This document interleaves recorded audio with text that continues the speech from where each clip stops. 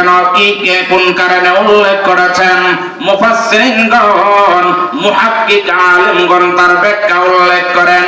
পৃথিবীবাসীরা দুনিয়াতে আসার পর বহু ধরনের শিক্ষা পাইবা, বিভিন্ন ধরনের শিক্ষা পাইবা। যত ধরনের শিক্ষা দেখবা, সকল শিক্ষার প্রথম শিক্ষা, সকল শিক্ষার উপরের শিক্ষা, যে শিক্ষা গ্রহণ করবা সেই শিক্ষার নাম হলো আল্লামাল কুরআন। যত শিক্ষা দেখবা, সকল শিক্ষার অগ্রে যে শিক্ষাটা রাখবা সেই শিক্ষার নাম হলো কোরআন শিক্ষা। সুতরাং আপনার আমার ছেলে মেয়েদেরকে ইন্টারগার্ডেনে পড়ায় আর যেখানে পড়ায়, ভার্সিটিতে পড়ায়, এতে কোনো নিষেধাজ্ঞা নয়। তবে সকল শিক্ষার আগে যে শিক্ষা দিতে হবে, আল্লাহ কোরআনে বলেন আল্লামাল কোরআন খলাকাল ইনসান।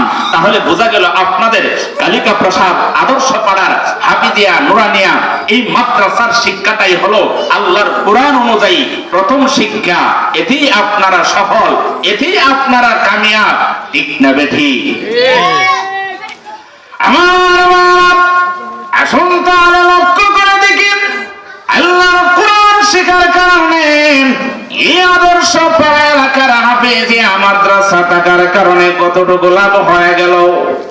সিলেটের ঐতিহ্যবাহী প্রতিষ্ঠানের গহরপুর মাদ্রাসার প্রতিষ্ঠাতা, বাংলাদেশের সুপ্রসিদ্ধ আলেম গহরপুরি রহমাতুল্লাহ আলাইহি বলেন, কোরআনের একজন হাফেজ যদি হয়ে যায় আপনার বাড়িতে তাইকা, আপনার মহল্লায় তাইকা, হাফেজে কোরআন হাসরের ময়দানে যেদিন জান্নাতে যাবে, গহরপুরি রহমাতুল্লাহ আলাইহি লেখেন, উল্লেখ করেছেন কমসে কম 10 জন জাহান্নামী লোককে জান্নাতে হাফেজে কোরআনের সুপারিশ দ্বারা আল্লাহ ব্যবস্থা করে দিবে।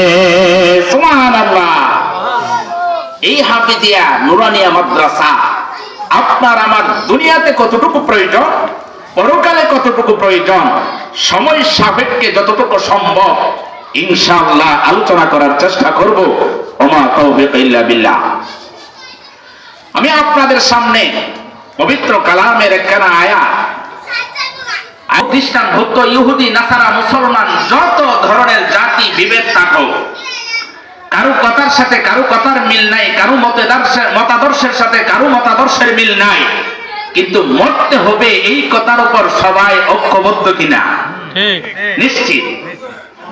এই আয়াত যখন মা খাদিজাতুল কুবরা রাদিয়াল্লাহু তাআলা আনহা যখন তেলাওয়াত করতেন, আপনাদের আদর্শ পাড়ার হাফিজিয়ার প্রত্যেকটা ছাত্র এই আয়াত তেলাওয়াত করে। কুল্লু নাফসিন যায়িকাতুল মাউত, এই আয়াত যখন মা খাদিজাতুল কুবরা রাদিয়াল্লাহু তাআলা আনহা তেলাওয়াত করতেন, তার দুই চোখ বেয়ে, গাল বেয়ে, চোখের পানি বেয়ে এই গাল বেয়ে নিচে পড়তে থাকতো। তাহলে তারা আয়াতের তেলাওয়াত করার সময় চোখ দিয়ে পানি পড়তো, এর বোঝা গেল তারা তেলাওয়াতের সময় তেলাওয়াতের মজা, তেলাওয়াতের স্বাদ, তেলাওয়াতের মাহাত্ম্য, তেলাওয়াতের গুরুত্ব তাদের দিলে অন্তরে বসতো। আল্লাহর নবী জিজ্ঞাসা করে, খাদিজা তেলাওয়াত করলেই কুল্লু নাফসিন যায়িকাতুল মাউত, এই আয়াত তেলাওয়াত করলেই কান্না করো, কান্নাকাটি করো, কারণটা কি? কারণ আছে না নাই? আচ্ছা,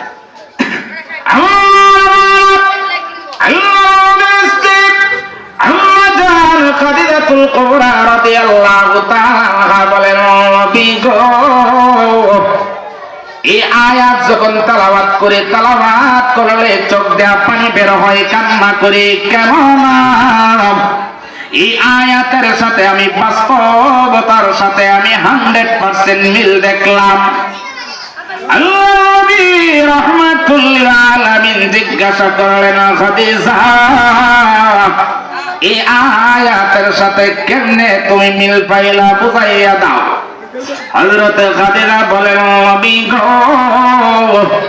এই এলাকায়, এই বাড়িতে, এই ঘরের বাসিন্দা একদিন আমার দাদা ছিল, দাদা পৃথিবী থেকে বিদায় হয়ে গেছে। একদিন আমার আম্মা ছিল, আমার আম্মা বিদায় হয়ে গিয়েছে। একদিন আমার আব্বা ছিল, আব্বা বিদায় হয়ে গিয়েছে। নবী গো আমি খাদিজা মনে মনে চিন্তা করলাম, যে বাড়িতে আমার আব্বা একদিন ছিল, এখন থাকতে পারে নাই, বিদায় হয়ে গেল। দাদিও ছিল, একদিন থাকতে পারে নাই, বিদায় হয়ে গেল। আমার মনে হয় আমি খাদিজা একদিন এখান থেকে বিদায় হয়ে যেতে হবে। ঠিক না বেটি? আয়াতের সাথে বাস্তবতার মিল আছে না নাই?